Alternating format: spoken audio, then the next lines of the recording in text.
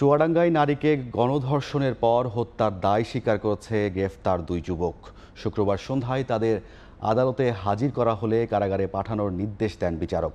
Police জানায়, গত 14 November সকালে চুয়াডাঙ্গা সদর উপজেলার ওয়ালমারি গ্রামের মুন্নি নামে এক তরুণীর লাশ উদ্ধার করে পুলিশ। পাশে পড়ে থাকা ব্যাগ থেকে মোবাইল নম্বর ও স্বর্ণের দোকানের ক্যাশ ভাউচারের সূত্র ধরে তদন্তে নামে পুলিশ।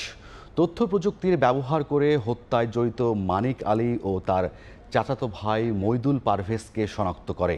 শুক্রবার ভোরে পৌর এলাকার শেখপাড়া এলাকায় থেকে তাদের গ্রেফতার করে জেলা গোয়েন্দা পুলিশ। আসামিরা 144 ধারায় জবানবন্দিতে হত্যাকাণ্ডে জড়িত থাকার কথা স্বীকার করেছে বলে জানিয়েছে পুলিশ।